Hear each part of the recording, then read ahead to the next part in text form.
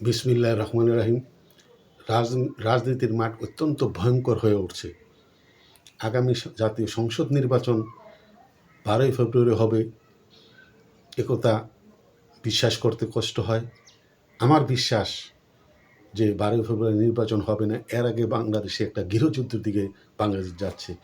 আপনারা দেখেছেন শুধু বাংলাদেশ নয়, এখন বর্তমানে ভারত বাংলাদেশ এমন একটা সম্পর্ক হয়েছে, স্বাধীনতার 54 বছরের মধ্যে এই ধরনের এত খারাপ অবস্থা হয় নাই বাংলাদেশ এবং ভারতের মধ্যে। তো আজকে আপনারা দেখেছেন, আলহামদুলিল্লাহ কি বলবো না কি বলবো তা বলতে পারি না। আজকেও দেখেছেন যে খুলনা বিভাগীয় এনসিপির যে প্রধান, সেই মোতালেব শিকদার, তাকে কিছুক্ষণ আগে গুলি করা হয়েছে। সে খুলনা মেডিকেল কলেজে আছে। সে তার বেঁচে থাকে কি না তা আমি বলবো যে দুই উইকেটের মধ্যে 1 উইকেট আগে গিয়েছে, আর এই উইকেট এখন ক্রিকেট খেলার মতো যে এম্পায়ার যেই রিভিউ দেয়, এই রিভিউতে আছে। আপনারা হয়তো উইকেট পতন হয়েছে না হয়েছে হয়তো পরে জানতে পারবেন, তবে আমি ধরে নিতে পারি 2 উইকেটের পতন হয়েছে।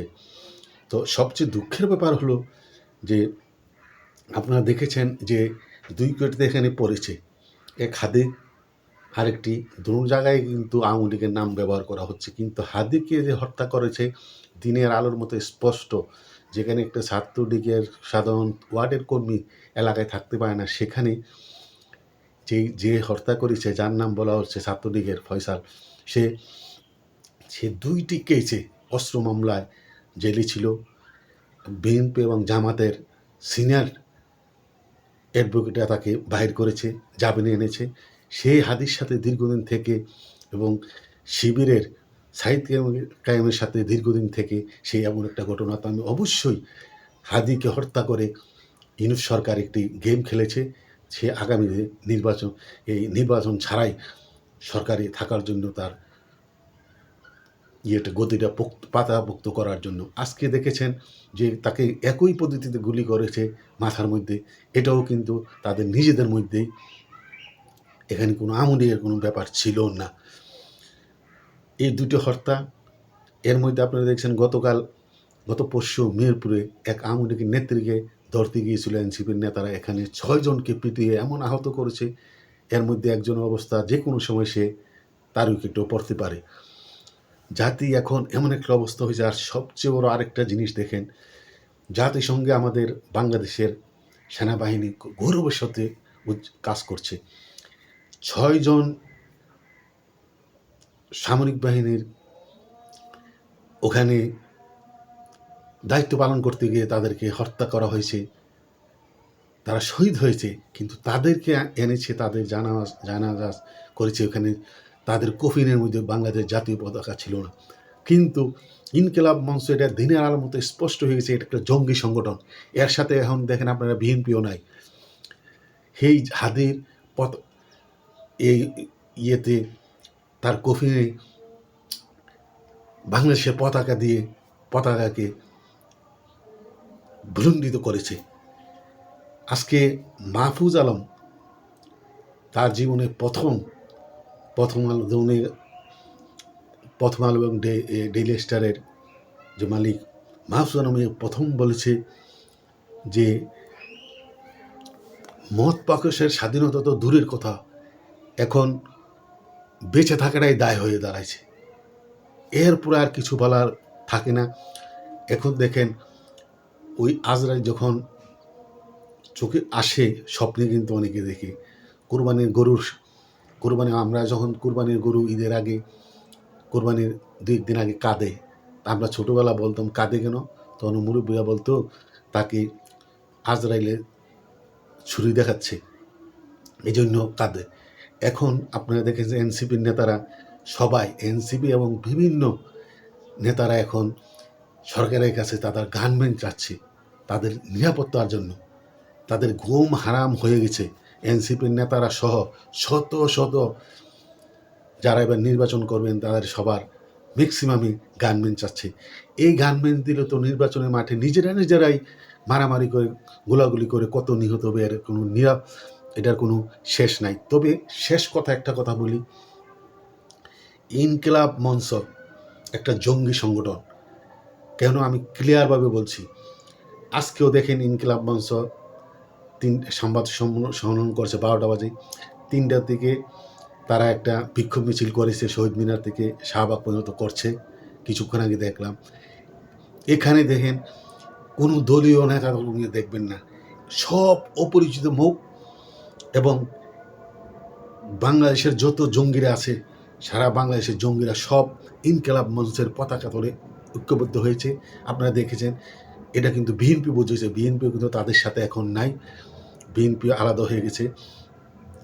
আর এই শিবিরের ছেলেরা এবং কিছু ইসলামিক দলের ক্যাডাররা, এই জঙ্গিরা এখন একত্রিত হয়ে একটা নির্বাচন ভণ্ডুল করা এবং দেশকে একটা সারা পৃথিবীর কাছে জঙ্গি রাষ্ট্র হিসাবে প্রতিমান করছে।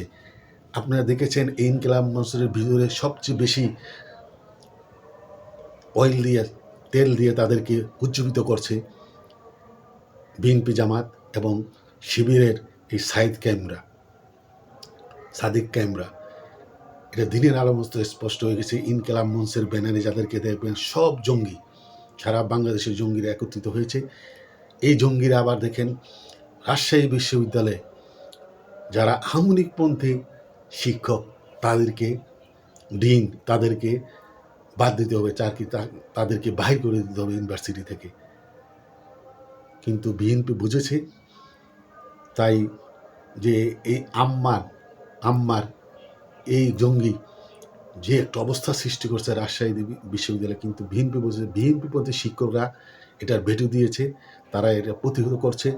তাই বিএনপি এখন বুঝে গেছে যে এমন একটা অবস্থা সৃষ্টি হয়েছে নির্বাচনটা না করার জন্য জঙ্গিরা, এটাতে ইনুসের মেটিকুলার ডিজাইন, এটা দিনের আলোর মতো স্পষ্ট হয়ে গেছে।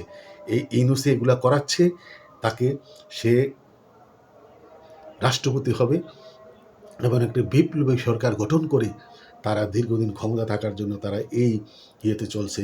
সারা বাংলাদেশে যে একটা অবস্থা সৃষ্টি হয়েছে, আমার বিশ্বাস নির্বাচন হবে না।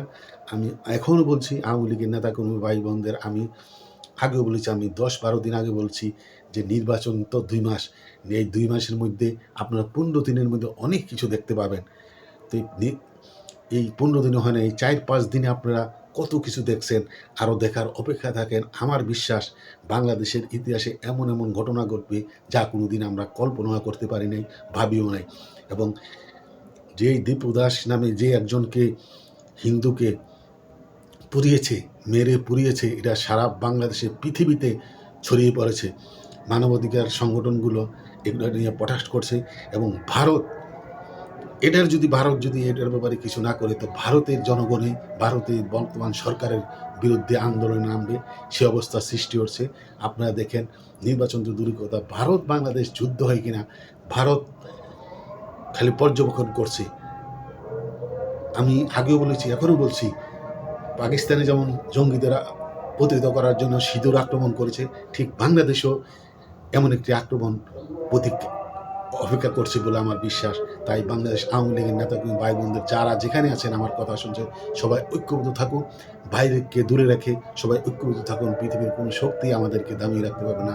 জয় বাংলা, জয় বঙ্গবন্ধু, জয় হোক বাংলার মেহনতি মানুষের।